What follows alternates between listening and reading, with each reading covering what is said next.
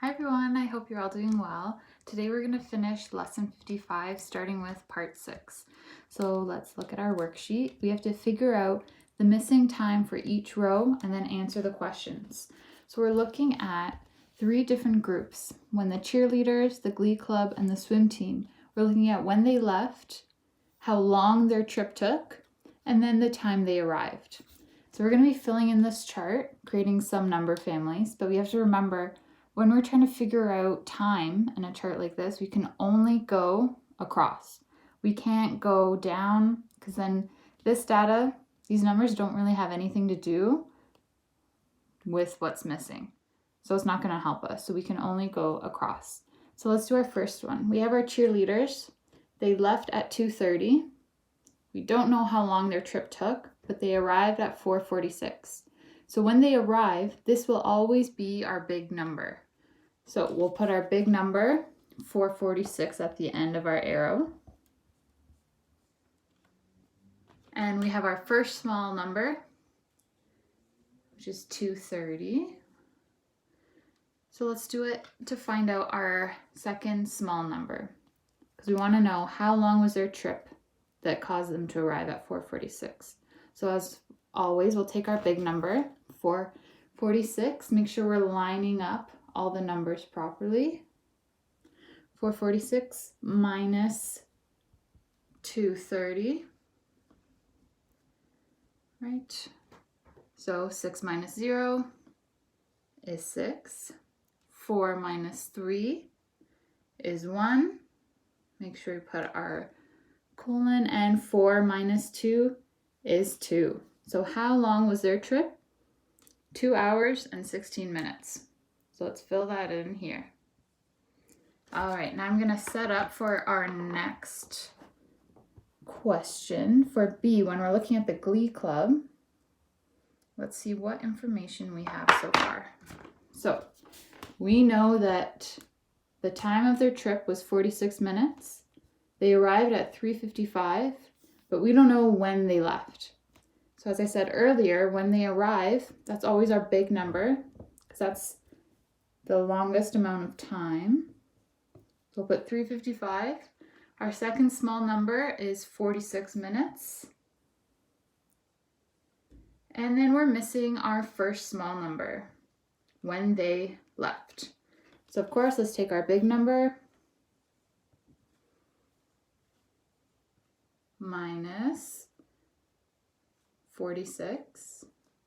Make sure everything's lined up and that we're not putting any of our numbers that are behind the semicolon in the hour, because then that'll completely change our answer. So we have 5 minus 6. We know we can't do that. So let's borrow. That turns into 15. 15 minus 6 equals, that's right, 9. Then we have 4 minus 4, 0. Make sure we're putting our semicolon, and then 3 minus 0 is 3. So when did they leave? That's right, 3:09. All right, and now our last one is the swim team. So what information are we missing? We're missing when they arrived. So what did we say is always our big number? When they arrived. So that's what we're going to try to figure out. I'll create our number family.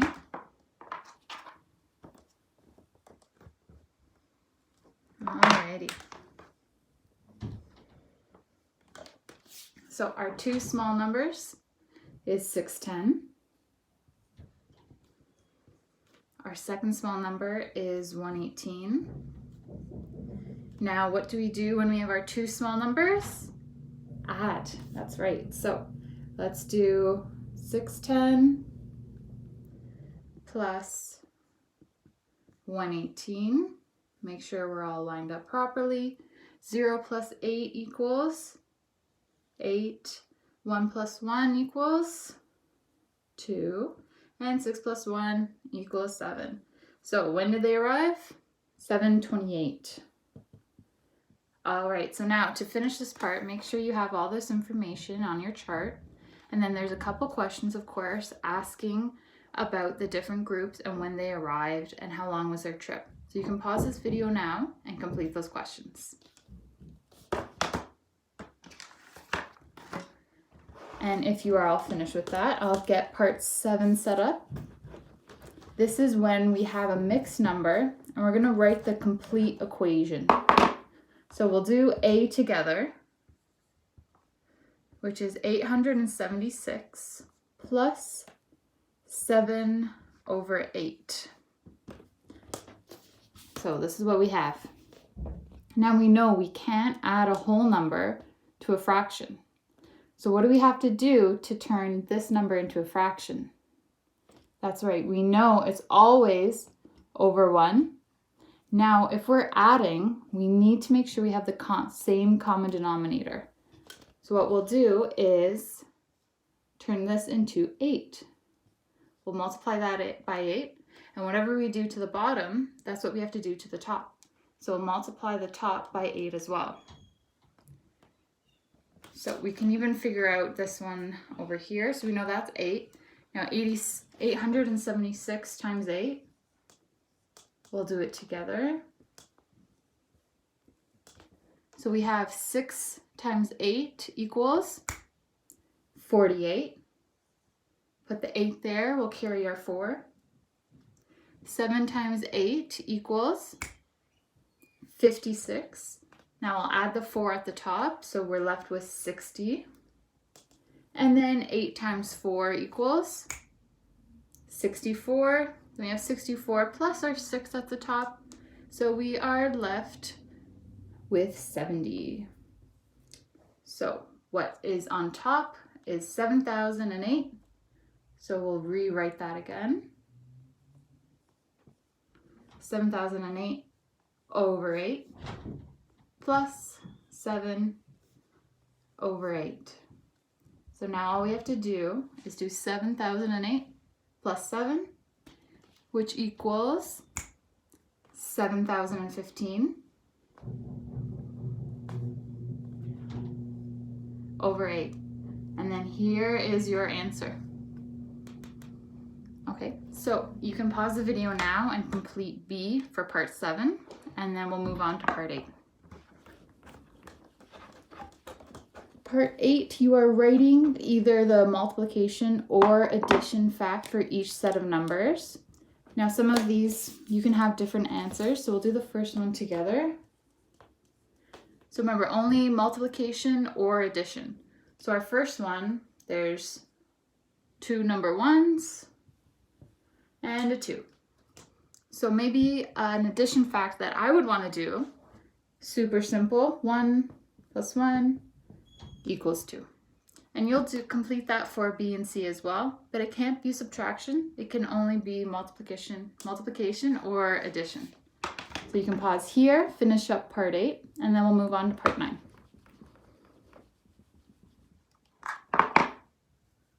Okay, so part 9, we're writing the equation that shows all the fractions that equal the fraction for picture A. So I know you won't really have your textbook, but we can look at it together. So we're right here, we're looking at A, so our first fraction. We'll do it on the board so that we can see how we can come up with an equation. So we have 2 units.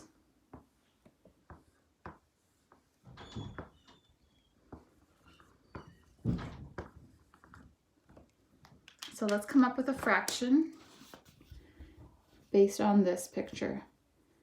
So we know our top number is always going to be the amount that's shaded. So we'll look, we can count 1, 2, 3. There's 3 parts shaded. And now our bottom number, that means we have to look at each unit and see how many parts are in each unit. So we'll look at this one. There's 1, 2. So that's our bottom number. Then what they're asking you to do is find an equivalent fraction from your textbook to see what that equals. So make sure you're filling that in. We have 3 over 2. And then your next number that you'll write in is what we'll find out from the textbook. So all we'll do is we're trying to look at which picture matches A. So we can count, but we can also just put our pencil at the bottom and see which one matches up. Ding, ding, ding. There's C. So it's C. So let's see how many are shaded in. 1, 2, 3, 4, 5, 6. There's our top number. Now look at how many units are there. We have 1, 2, 3, 4. So it'll be 6 over 4. And I'll write that down so you can fill in on your page. There you go. This is what you should have for part 9. We have 3 over 2, and it was the same amount as if it was 6 over 4.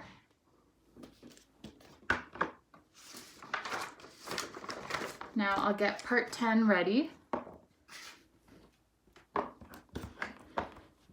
We're going to write the fraction that equals if we're subtracting and we're adding. So our first one, we have 3 minus 7 over 5. So of course, as we've already gone over, we can't add or subtract a whole number with a fraction. So we always know a whole number has 1 as its denominator. And now we need to have it have the same denominator as 7 over 5. So let's take our bottom number times 5. Whatever we do to the bottom, we have to do to the top. So 3 times 5. I'll write it down below. So we know 1 times 5 equals 5. And 3 times 5 equals 15. So we have 15 over 5 minus 7 over 5. So our final answer is 8 over 5.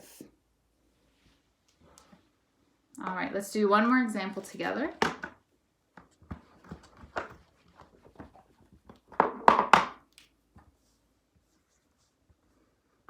All right, for B, we have 3 over 7 minus 3 over 7. So now, since we're subtracting again, we need to make sure our denominators are the same. 7 and 7, perfect. So then we have 3 minus 3. Our denominator will always stay the same. We're not subtracting these. And 3 minus 3 equals 0. Easy peasy. Great job, guys. So you can pause the video now, finish up part D, and then we'll move on to part 11. So in part 11, we're trying to figure out a multiplication question that would work with this answer. Now this section, it'll be for extra points. It's a little challenging, so give it your best try. But if it's too difficult or if it's too confusing, we'll be going over it in the next few lessons as well. So just give it your best try.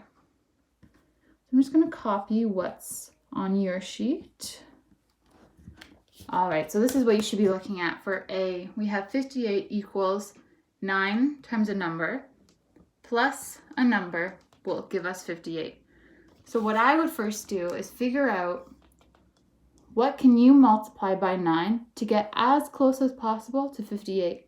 So this would be a great time where you can check your 9 times table on your multiplication chart, or if you've memorized them, you can think, 9 times 4, that'll get me not very close at all. That'll get to 36. What's another number? 9 times 5 equals 45. Still not very close, but 9 times 6 is 54. I think that's pretty close. You could do another number and just add more. That's totally fine. But I'll do 9 times 6. I'm going to write down what that equals just so I remember. 54. So right now we have 54. What would I have to add to 54 to get 58? 4. Awesome. So this is our answer. 9 times 6 plus 4 equals 58. Let's do one more together. We have B. We're finding out what equals 30. So it's 9 times blank plus blank. So here's 30. We can even start from the very beginning. 9 times 1 is 9. Not close enough. 9 times 2 equals 18. Not close enough. 9 times 3 equals 27. think that's as close as we'll be able to get multiplying.